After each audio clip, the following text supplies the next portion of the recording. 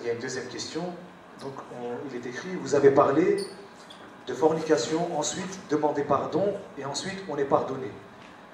On a entendu dans la salle, je vais faire cette bêtise, et à chaque fois je demanderai pardon à Allah. Est-ce vrai? Barakallahu fikum pour la question.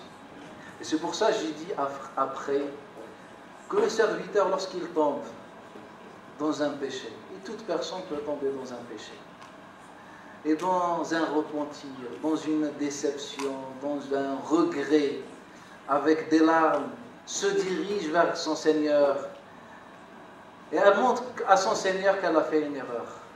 Elle a le pardon d'Allah. Mais celle qui fait même un péché mineur, avec cette intention et cette volonté, ne sera jamais pardonnée.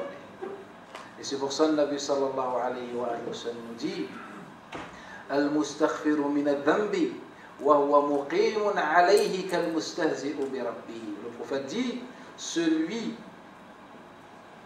qui demande le pardon par rapport à un péché et il sait qu'il va le refaire, c'est comme s'il est en train de se moquer de son Seigneur. Donc il rejoint un autre péché, et c'est un péché majeur, se moquer de son Seigneur. Donc c'est ça le sens dans lequel je parlais. Et j'essaie de trouver des questions sur le même thème, comme ça permet de pas trop... il y a quelqu'un qui demande pourquoi Allah alors nous a-t-il créés si nous allons tous passer par l'enfer? Et qui a dit que nous allons passer par l'enfer? Moi, j'ai jamais vu ça dans un verset ou dans un hadith que tous les gens vont passer par l'enfer. Au contraire, j'ai vu que toute la Ummah de l'Islam va rentrer au paradis. Et que tous ceux qui n'ont pas compris, pas entendu parler, n'ont pas compris le message de Muhammad, car ils n'ont pas reçu le message de Muhammad comme il a été transmis, seront au paradis. Qui a dit que tout le monde va passer de l'enfer? Personne n'a dit. Il y a des pécheurs, il y a des gens qui font des péchés comme tout le monde. Tout le monde fait des péchés maintenant. On n'est pas à l'abri des péchés, on n'est pas des messagers et des prophètes. Mais le jugement dernier, déjà le cheikh il a fait son intervention sur ce sujet. On va avoir l'intercession de Muhammad. On va avoir l'intercession de ceux qui mémorisent le Coran. Si j'ai quelqu'un dans ma famille qui mémorise le Coran, il va intercéder en faveur de 10 membres de sa famille. Celui qui meurt dans le jour du vendredi, il va intercéder aussi pour plusieurs membres de sa famille. Le martyr, il va intercéder pour des membres de sa famille. Les savants vont intercéder pour la région dans laquelle ils vivent. Même si le jugement dernier, je viens vers Allah Ta'ala, avec les péchés, car on s'est trompé, on a fait l'erreur et on s'est trompé.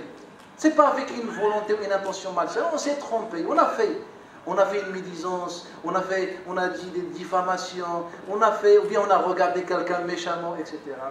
Le jugement dernier, on aura Muhammad sallallahu alayhi wa sallam avec nous. Nabi a dit dans le hadith qui est notoire, qui est rapporté d'après Anas ibn Malik, d'après Abdurrahman ibn Auf, d'après Al-Irbad ibn Sariya, d'après d'autres compagnons. C'est un hadith bref qui est notoire.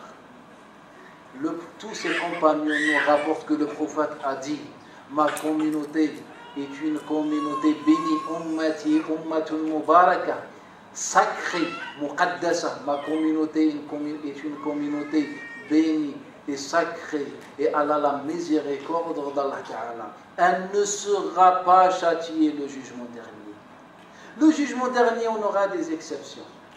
Et puis, le prophète sallallahu alayhi wa sallam viendra à l'aide de ces hommes, Inch'Allah Ta'ala. Mais, sachez, c'est un hadith qui est notoire, pas rapporté par un savant ou un compagnon par beaucoup de compagnons. Tous ne rapportent la parole prophétique. Et le prophète ne parle pas de sa tête, c'est par révélation. Il témoigne que sa umma est une umma bénie et sacrée, et qu'elle ne sera pas châtiée le jugement dernier. On a des exceptions. Et ces exceptions auront l'intercession de Muhammad sallallahu alayhi wa sallam, mais il faut avoir la bonne intention. Encore une dernière question sur ce thème. Il y a quelqu'un qui demande qui sont alors qualifiés d'hypocrites? Qui sont les hypocrites? Voilà, l'hypocrisie a deux sens en islam. L'hypocrisie majeure qui veut dire montrer l'islam et cacher la haine contre l'islam. C'est-à-dire être infiltré, c'est-à-dire juste se montrer l'islam pour détruire l'islam. Donc, au principe, ils ne sont pas des musulmans.